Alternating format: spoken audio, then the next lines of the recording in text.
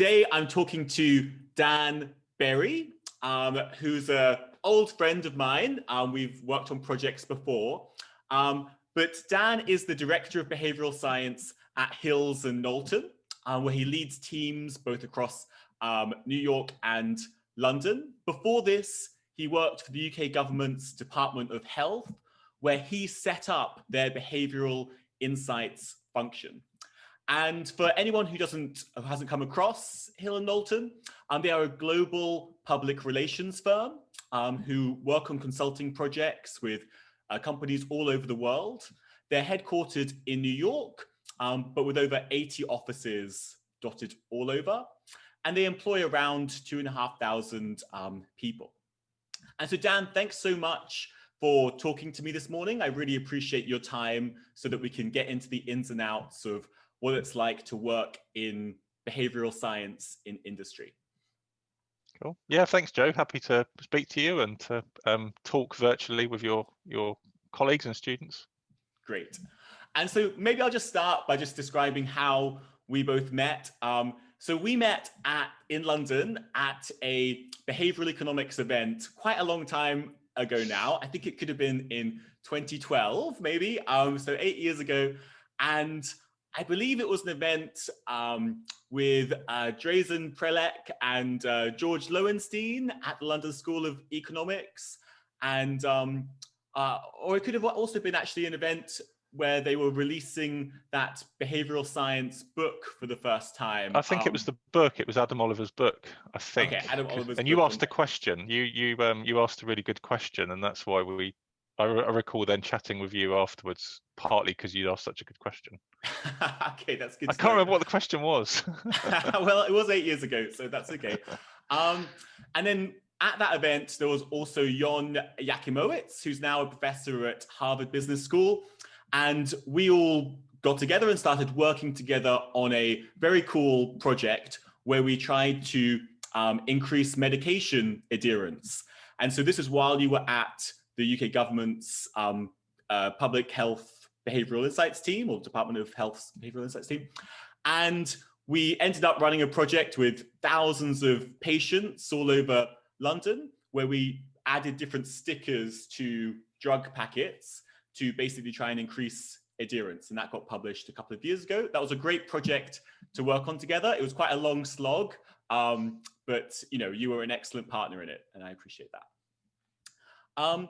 Great. So if we could just start off, I'd love to hear, Dan, about, you've worked now for 4.5 years or so at Hill+Knowlton as Director of Behavioral Science. Could you just tell our audience, what do you like most about working in the world of behavioral science? Well, what attracted me originally, so this is now 8 or 9 years ago, and I should say, I suppose, different to you and your students, I don't have any qualification in behavioral science. I was already in the civil service, and then I sort of stumbled into the role just by luck, really. Initially just to set up the team, and then I was almost like an internal consultant and left. But I stayed because I immediately loved the opportunities of making real world differences to important challenges around how people look after their health or how health service resources are used, but making those real world differences by doing quite small things. So I guess very classic nudges was what attracted me to start with. And that was particularly because back then we just had no money. And I don't say that with any hyperbole. I mean, we had no money. This was after the financial crisis.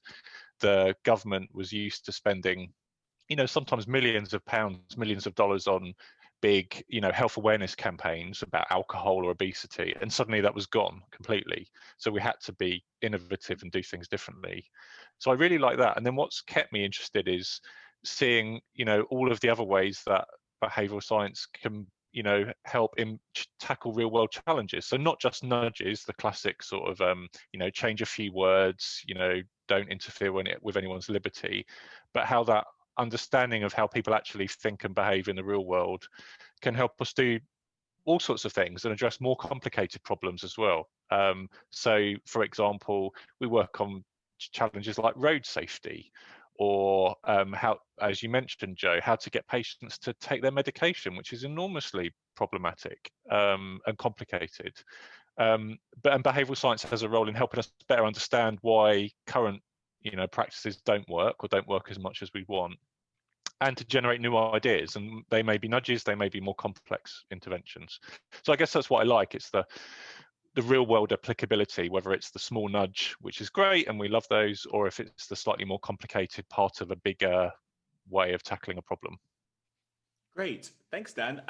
So I feel like there's lots of people out there who'd love to work in the application of behavioral science. And I think sometimes it's hard to know what a project like that really looks like. Like if someone was to come across our paper on medication adherence, it's not really obvious from that final result the 5 years of slog that went into that, the meetings, the setbacks, the changes that took place.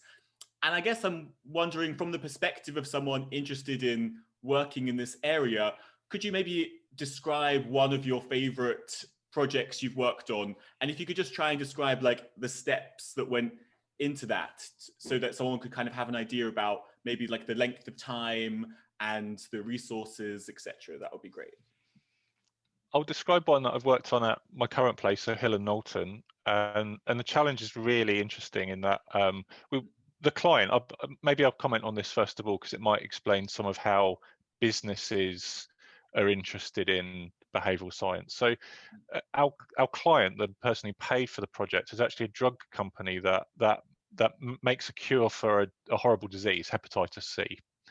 And there aren't often, lots of diseases don't have cures coming along these days. They're often treatments and so on, but not a cure. But this is a cure for a horrible disease. Brilliant. But there are lots of people who have hepatitis C who aren't tested, so they don't know they have it, and then they may go on to develop it's a liver disease, and miss out on the cure. So our challenge was, well, how to get more people who may have hepatitis C, which is a very niche audience I'll come on to in a sec, how to even get them tested for hepatitis C. So the company's interest is that if more people are tested, they sell more drugs. So that's a commercial interest. But for society, the benefit is, well, people can get cured of this horrible disease and go on to live healthy lives. The interesting bit, and this to come to your question, Joe, is that the people who are most at risk, or some of those, are people who inject drugs. So think people who inject heroin, steroid users as well. So our project was to find ways of how do we even engage with these groups, who's sometimes quite hard to reach through traditional services, and then how to motivate them to get tested. So if you think, for example, of I'm being a bit stereotypical here, but a heroin user, probably not in work, probably not in stable accommodation, not accessing health services, a lot of immediate problems, even just getting through day to day, getting money to eat and to buy heroin, let's be honest. Why would they be interested in being tested for a disease that they don't need to worry about for years? It's not urgent. So most of the effort there, and this was many months, was really just to understand the problem. What is really the real world challenges for people who, again, let's think of the heroin user, of why they may not get tested. Some of them are quite obvious, some are a bit more hidden. And then how on earth could we go about reaching these people? So we did do this with in the UK, at least, there's lots of services for people who inject heroin, to get clean needles or to help people get off drugs. But this is a fairly chaotic environment. The staff who work in these services are massively underpaid and under-supported. There aren't clear processes and procedures that people tend to work to. So most of our effort, again, just to hone in on the question, was spending a lot of time at these drug treatment services and needle exchanges, doing what we might call ethnographic research, really just observing what happens in the real world, all of the real world practical detail. Maybe that was perhaps 70% of the effort on the project. The later bit was designing an evaluation to test some interventions that we developed, but most of the effort was on that understanding the problem. And I literally spent, weeks in different needle exchanges, just sat in the corner or talking to staff ad hoc and seeing how there was variation between how things worked at one place to another place and how that affected or might affect Hep C testing.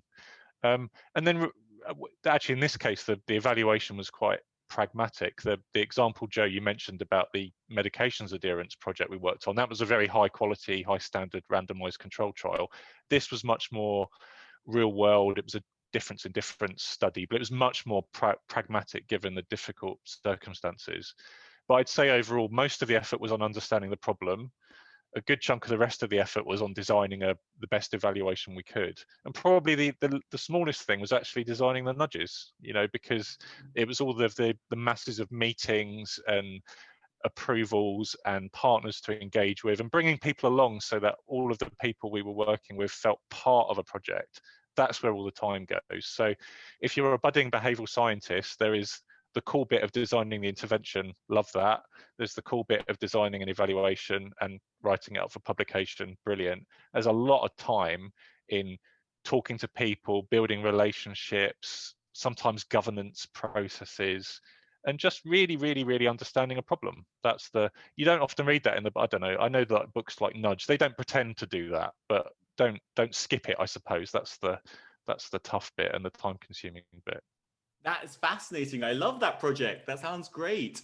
And I think that really when we think about behavioral scientists and industry, we're very often thinking about, redesigning some web page to like increase the number of people choosing one subscription option over another. I love the idea that working in the private sector can also expose you to those most vulnerable in society to try and improve the social good. And obviously in this case, it also had a commercial benefit to a drug company as well. That sounds fascinating.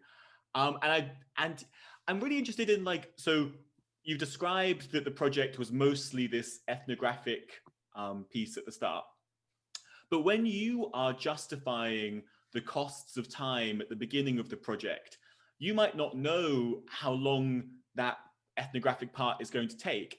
And so I wonder, you must have a certain level of autonomy to be able to decide on how you're spending this time, but it must be very difficult to plan a project when there's all those open-ended aspects to it that you don't feel like you know enough about the problem to solve it yet. And that's what the first part of the project is.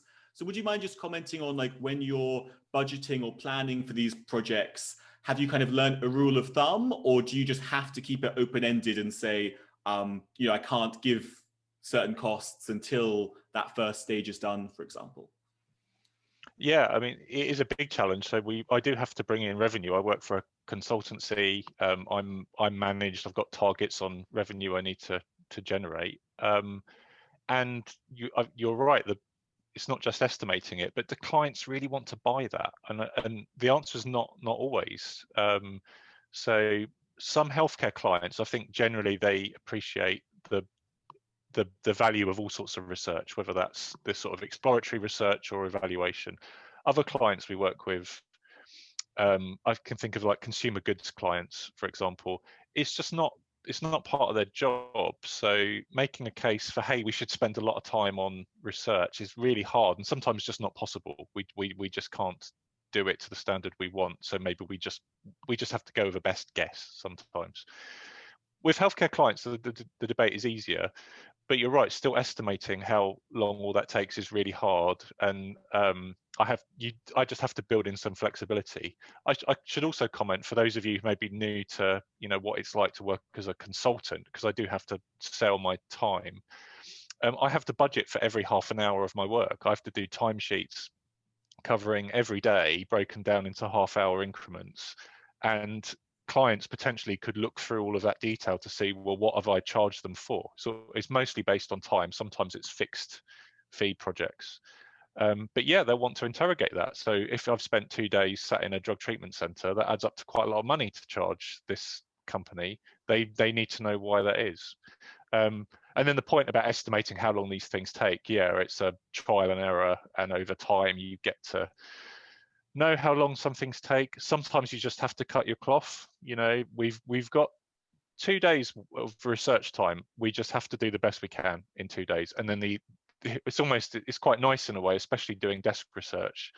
The clear cutoff of doing like a evidence review is I've now run out of time. That's it. I've done 2 days work. That's where the evidence review ends. So there's benefits and costs to that, of course. But yeah, I'm not an academic. The purpose of my job is not to enrich the world's knowledge about behavioral science. Unfortunately, as much as I'd like that, my job is to serve what our clients want to buy from us, and that's not always the same. Yeah, that totally makes sense. I mean, as someone who, tries to sometimes bridge the two worlds, I'm very aware that there are luxuries to academic research in that you can basically work on a project until you feel it's perfect enough, and I think one of the skills of being a good consultant or applied behavioral scientist is learning when it's, it's good enough to move on to the next stage. Whereas almost in academia, we spend years on things changing it from being 97% great to 98%, and it's not really obvious that all those trade-offs are a good trade-off. I will add just on this project, so the evaluation wasn't perfect, but it's good enough to share in a peer-reviewed paper. The client was not interested in paying for that, so I plan to do that in my own time. But the word is plan. This project actually finished in about February. I have still not done that because I've just got to do it in the weekend or the evening, and I've got other things to do. So there's a bit of guilt in the back of my head that is like, yeah, you should. That's a good thing to do, but no one's paying. That's just me doing it for, fun, I suppose. I will. I promise. There we go. I've made a commitment. I promise I will do that. You've made a commitment. Great. Yeah, I mean, actually, this is a very interesting point I hadn't thought to ask you about, which is that, you do have now some academic papers under your name. You have that Lancet paper that's about people going to to hospital appointments. So, people don't always turn up to appointments. That costs money. And you ran a trial encouraging people to go. And obviously you've got our paper as well. I'm not sure if there are others that I don't know about, but I know it's quite hard to answer this, but have you seen that these things are valued in the marketplace, even if it's hard to put like a price on that? Like when you think about spending your weekends on it, how much of it do you feel like is about you wanting to share with the world that you did this project, and how much do you see some personal long-term benefit to, if you stay in this industry, others kind of recognizing you for that work? Yeah, I think it's a signal of credibility. So certainly in consultancies, not just in communications in my field, but in others, there's lots of behavioral science practitioners or people who call themselves behavioral science practitioners. And of course, there's no sort of accreditation for that. There's a bit of thinking in the industry about creating one, actually. But at the moment, anyone can say that. And I'm very conscious I don't have any academic qualification. I don't have even a master's, or let alone a PhD, although people in my team do. So yeah, I see a benefit in it. It adds some credibility if when I'm talking to a client, I can say, I've got about a dozen published papers now. And that does check that box of this guy, Danny's not making it up, hopefully. So yeah, it has that benefit. But I'd say in industry beyond that, and again, particularly outside of healthcare, I don't think people really care. I think it's really it's just a signal of credibility, of which there are other signals of credibility as well, which comes through just experience and having projects. But no, not much beyond that, to be honest. Mm-hmm. Thanks. That's actually really interesting. And so I loved hearing about this project with the needle, the injectors, and trying to get them tested for this disease. But do you have like a dream project? If someone was to call you up tomorrow and say, Dan, I've got this project for you, and don't worry about the budget, that's all covered. Like, what would be kind of like a dream project to work on? Dream project. I do like those that like that example about the Hep C testing, where there's a commercial benefit. So there's someone with potentially quite deep pockets who can fund some really good research, but also a societal benefit. And maybe before joining this communications consultancy, Hill+Knowlton, I tended to think, industry doesn't do good things. People just want to make money, and that is an imperative, of course. But there's often you can do both. So I guess the dream project would be others like that. And given, Joe, you mentioned it already, the project we worked on together on medications adherence, Of course, we only did one small intervention, and it was successful. It helped, but it hasn't solved the problem. I mean, literally millions of people don't take their medication as they want to, and that has a massive health impact. So I guess the dream project would be, to really spend a lot of time on a challenge like adherence and look much more wholly across all of the different facets of what makes that a problem, and there's differences for different types of medications, different types of patients, and so on. And not just look at one nudge solution, but are there lots of things that we could bundle together? Because a lot of money is spent already. I mean, the health services and pharmaceutical companies spend, again, without any hyperbole, billions of dollars on this challenge, and it's not making the desired impact. We need to do things differently. So I think it would be something like that, when there's a bit of scope to research and think and do, but over a longer period, but very, very practically oriented. Again, I'm sure there are academics who do this, but this is about the real world impact first, and the academic sort of benefits second. Great. Yeah. That totally makes sense. I'm sure that many people who work in consulting projects feel that there's always too little time and too much focus on deadlines to necessarily be able to do what they think they could do with the project if they had longer and stuff. So thanks. And Dan, so I'm sure I know that you've been involved in recruiting people over the last few years, I guess maybe particularly on the junior side, so people maybe coming straight out of university. Could you just describe the kinds of things that you're looking for, or over time, maybe the things that you've learned represent good signals to someone being successful in this area? It's very competitive for junior people. I know the market in London and New York better than other parts of the world, but there are lots of really bright, talented people doing postgraduate courses or undergraduate courses now in behavioural science or related fields. So it's very competitive, and I don't think there are quite enough jobs to go around for people who really want to do that. So I'm in quite a good position that I can be quite choosy. So the sort of in addition to the sort of the core components of, I imagine, Joe, what you and your colleagues are teaching your students, I think there's a sort of hinterland around it that I look for as well. So some of it is people who've gone that extra step and tried to make some sort of real world impact. So it needn't be doing a field experiment published in a journal. That may not always be feasible, but some sort of effort to put what you're learning in the classroom into real world application, which could be something in the college, it could be something in your family, a charity you work with. So a bit of a real world impact, because that's my job, is real world impact. I'm not an academic. It's different if that's where you're headed.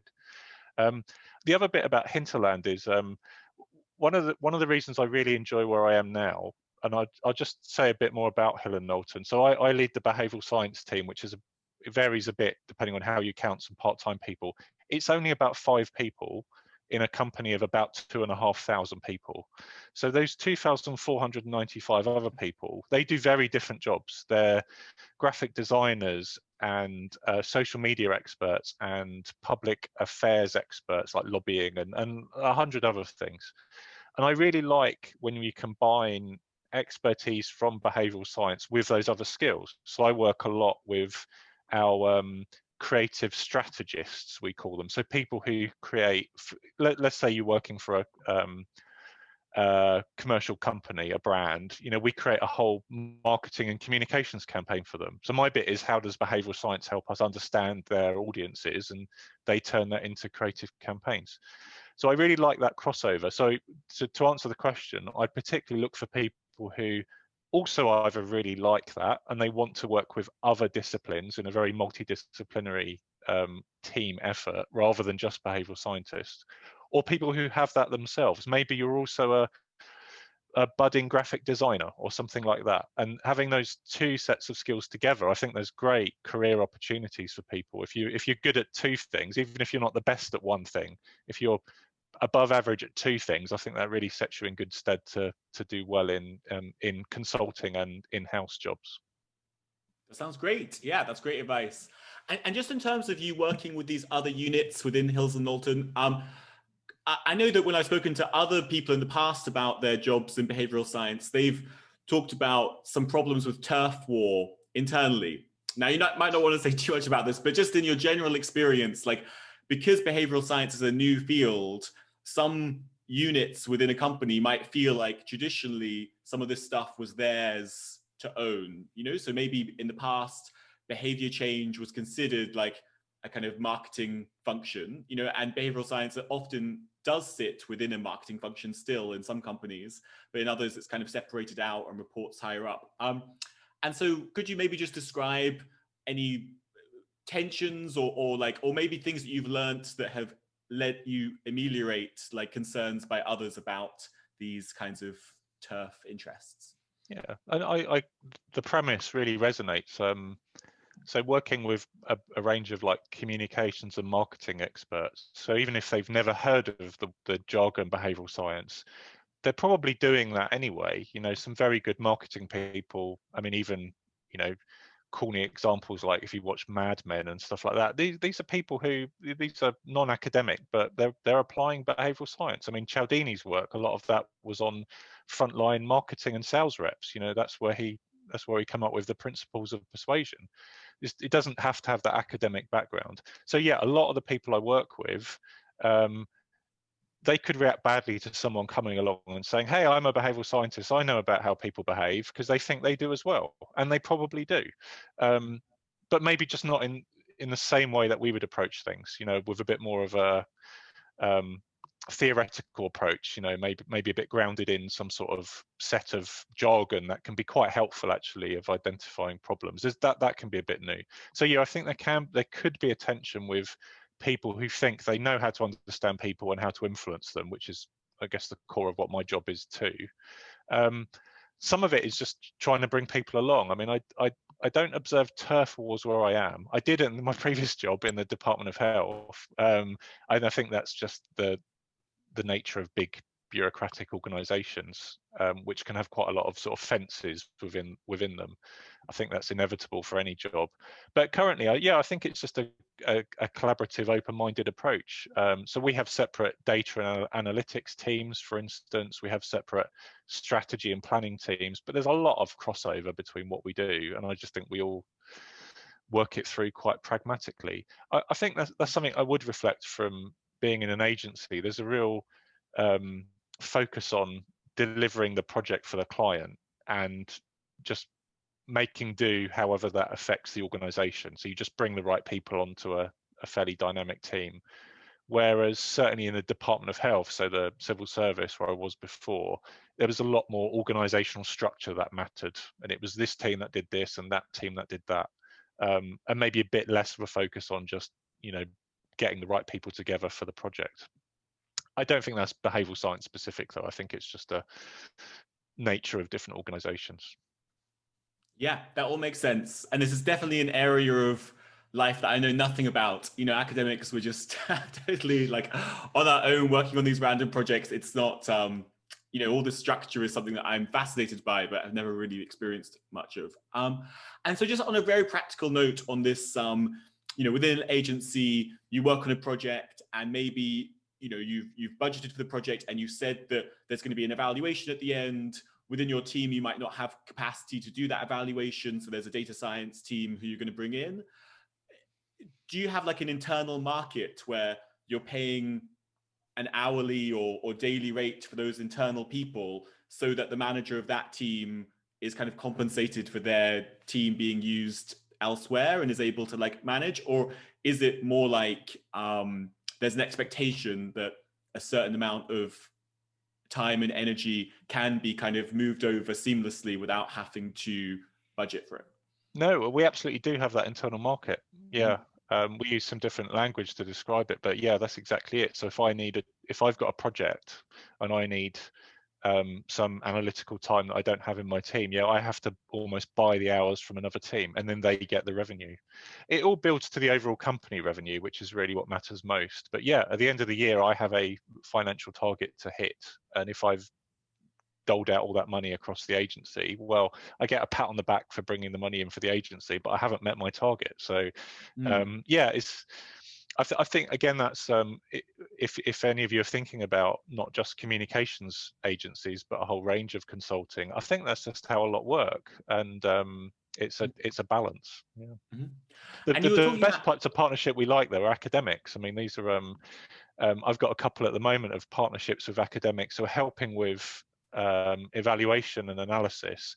What we give to them, as well as sometimes some funding, is the data for publications that they may benefit from, and what we get back is that expertise. So sometimes there's a non-financial swap of resources as well. We do sit on a lot of data. This is something I've really learned from working in the commercial sector, is a lot of data's around that I know many academics would dream of having access to. I know, Joe, you've worked with some good commercial partners on this as well. It's amazing what data people have and do very little with. So there is a benefit to make more of data, which doesn't necessarily cost us anything or our clients anything. yeah, I mean, I can definitely speak to that, the most exciting kind of projects to me are ones where you work with a company and you use some innovative kind of data, like in my work, a lot of transaction data. But I have to say that that is a big tension between getting academics and businesses to talk, just simply because the timelines of our incentives are so different. Like we've already talked about that paper taking, 5 years from beginning to end, like commercial projects, over 5 weeks are long-term projects. And so, so it's tough. Just on you just mentioned that, there's 5 of you in the behavioral science team. You've got this much bigger, obviously much bigger company that you're working with. I think that there has been a sense sometimes within the application of behavioral science that we are sprinkling some magic behavioral science dust onto things that were done before. And so we're like signaling, now this is a behavioral science project. And based on the internal market that you've described, I could imagine that quite a lot of projects are being proposed across the business where they might add a behavioral science kind of little piece to it. And so then you're being brought in maybe just for a few hours of your time to that. And partly that's maybe an excitement with this like new team and this new expertise. And maybe even these internal proposals aren't really leveraging what your team could do. Instead, they're just kind of having you in to give a half-hour chat to the client, etc.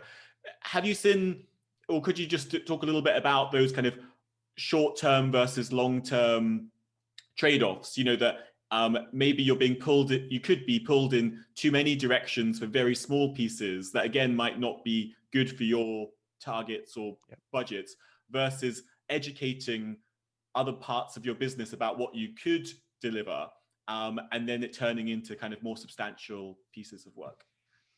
Yeah, it's very perceptive. It's like you read my mind. That is exactly what happens. It does happen. I'll reflect on some sort of pros and cons of it. So yeah, often because behavioral science is quite interesting. It's grounded in good evidence. It's not just a sort of, the latest flavor of the month management trend, but it's interesting. A lot of our clients, even if they don't know much of how to apply it to their own job or their own challenges, they might have seen a TED talk or read one of the popular books.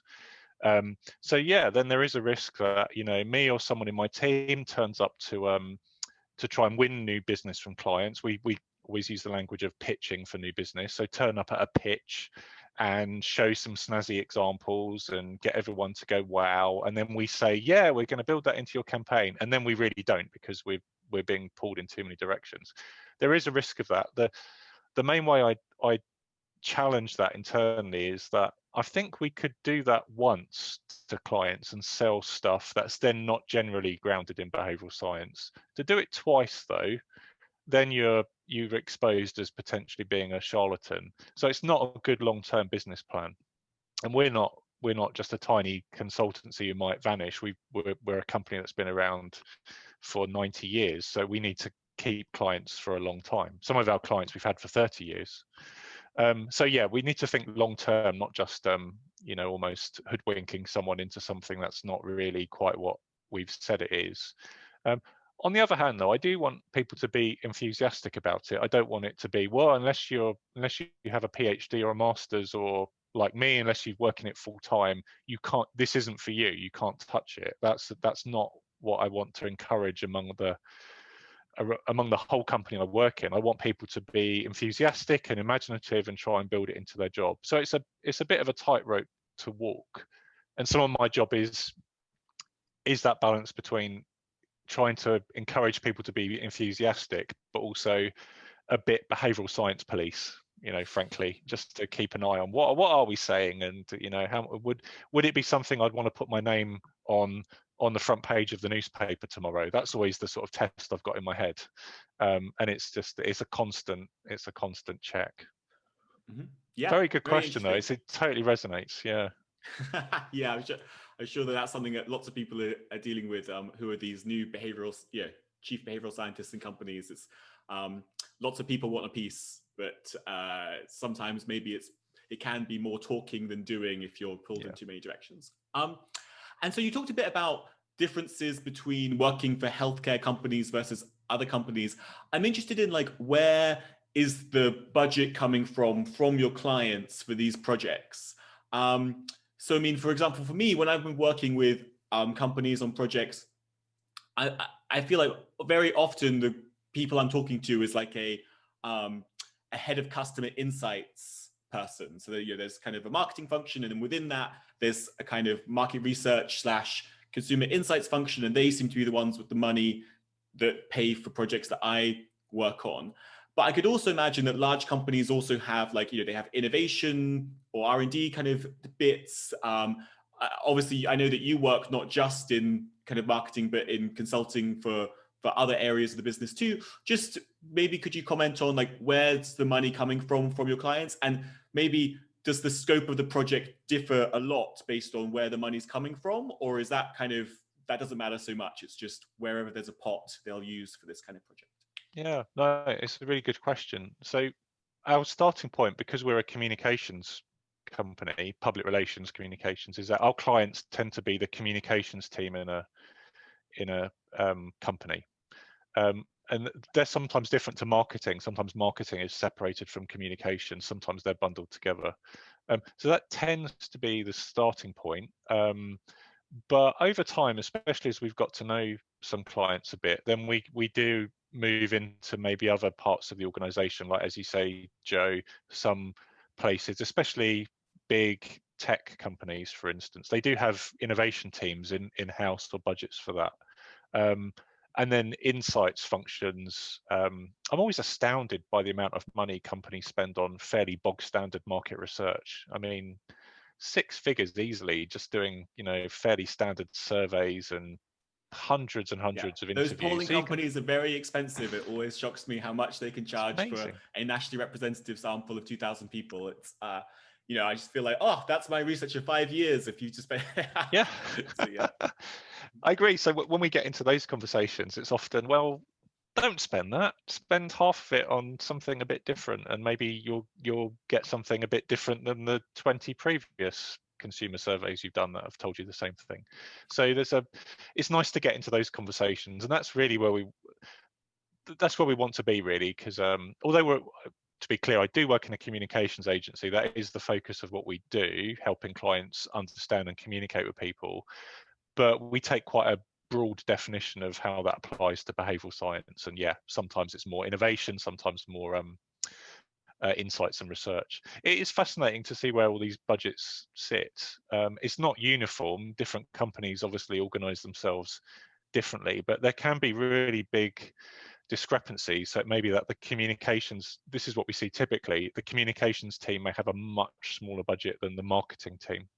So it can grow work in different ways if you can get in front of different clients. In fact, showcasing a bit of behavioral science is a great way to do that, because I'm sure, as we all know collectively here, an hour talking about quirks of human behavior can be really interesting. That can grab someone's attention from their day-to-day job. So it is quite a nice foot in the door to speak to different clients on behalf of the company I work for, not just for my team.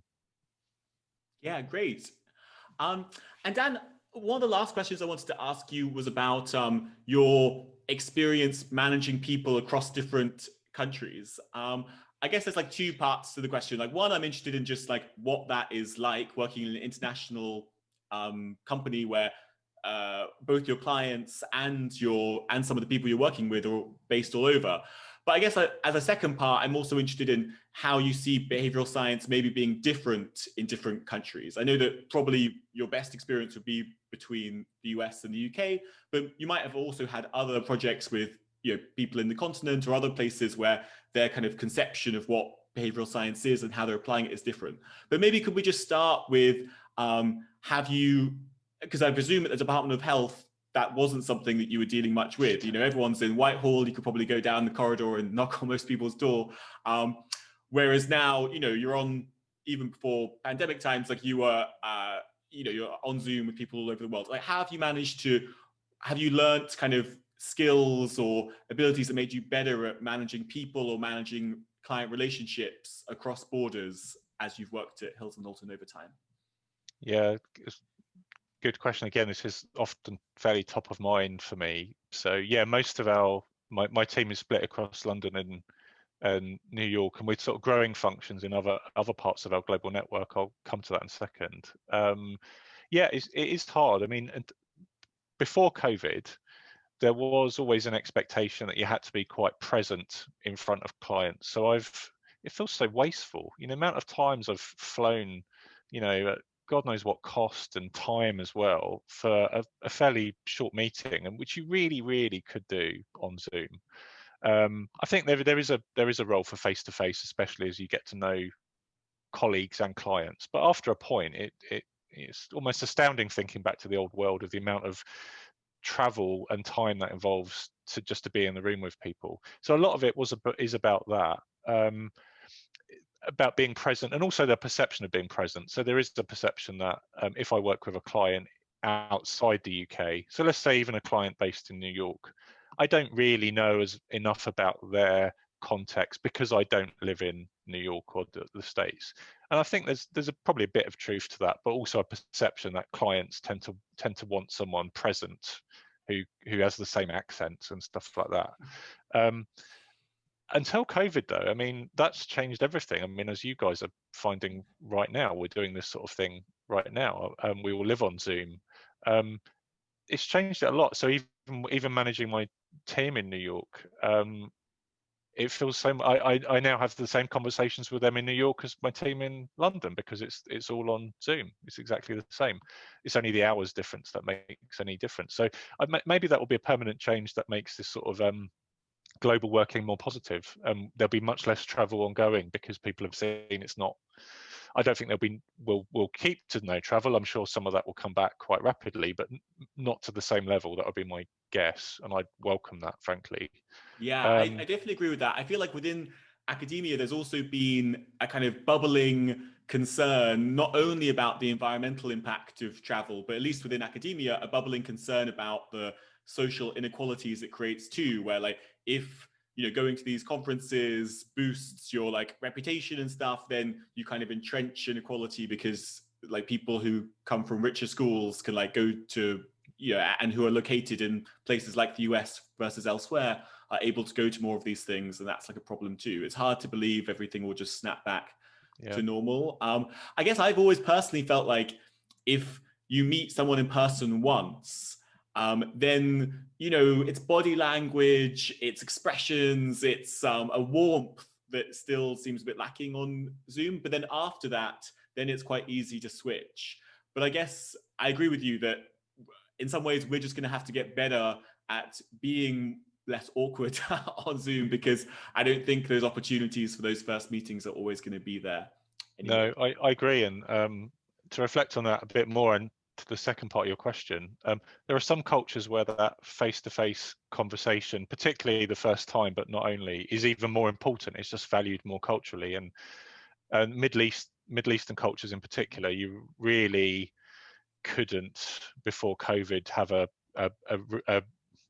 successful client conversation if you weren't in the room to shake hands and just spend time and just chat. Often I've had a couple of meetings when it felt like I've actually not discussed any of the work at all. It's all just been chit chat, but that's what is valued by some people and in some cultures.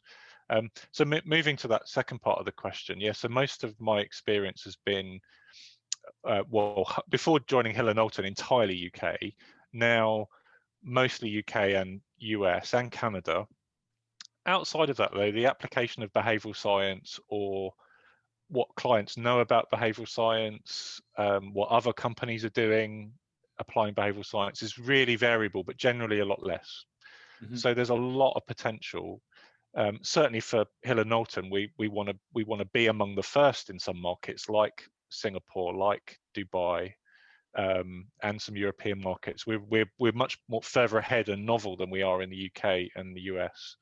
So there's a lot of growth opportunity, but it does feel like there's good and bad of this. It does feel like going back in time as well, and it really, you need to take people through those baby steps of even the concept of, you know, what behavioral science is, you know, because it is brand new to a lot of people, and they may be a bit naturally suspicious that it's a British thing, it's an American thing, it doesn't apply here, we're different. And of course that's an interesting debate itself, how much these concepts are universal and how much they're culturally specific. Yeah, it reminds me of the adage that like 99% of innovation is just taking something that exists elsewhere and taking it somewhere new. I'm sure that is basically a lot of opportunity for that. And I guess also it, you know, as you alluded to, it takes up this whole concept of, there's been a conversation within, you know, academic literature about how weird our samples are, and, you know, how Western, how educated, industrialized basically our samples are. And, you know, almost all this evidence is based on rich white people living in Western countries. And I think it is important that we try and, at least at the very basics, you know, we've got this like handful of tools we think work pretty well and we would apply often. We should at least be, you know, testing them cross-culturally to see how they differ. And even though there's a bit of research on that, to be honest, most of it's not very good. You know, the ones that I've seen as examples of where they take like one country from the East, and one country from the West, and then any differences they find, they're like, oh, this, you know, this is how Western people behave, this is how Eastern people behave. And you're like, I mean, I know that it's hard to have budget to do like a proper, you know, representative sample of the East and the West, but just choosing one country from both obviously is just hugely confounded by individual nuances between those places. Completely. And so just as like the very final part of that question, just about in your experience between New York and London, do you feel like the way behavioral science is like thought about or engaged with companies, maybe the kind of projects that they seem interested in doing, is different between the two places? There are differences, but without getting into the weeds of the detail, I think that's more about how there are differences within our company between what we do in the UK and the US that just developed naturally over the years. So no, I don't think there are too different, not that I've seen. The bigger differences are between even like London and Paris, you know, or London and Berlin. That's the bigger difference than I'd say London to New York. And loads of potential. So if you guys are thinking of, you know, careers, then I think there are lots of globally, and you want to travel and work in different countries, I think there are clear opportunities in many parts of the world. Great. Thanks, Dan. I really enjoyed chatting to you about the world of applied behavioral science in industry. And I know that those watching and listening to this will also really appreciate your advice about getting into this world. I loved hearing about the project you worked on with the heroin users. Like, I loved hearing a bit more of the detail about like how it works internally with the internal market for different people, bringing groups together, about where the budget's coming from and things like that. So thanks so much, Dan. I really appreciate it. Yeah, thank you. I enjoyed the conversation.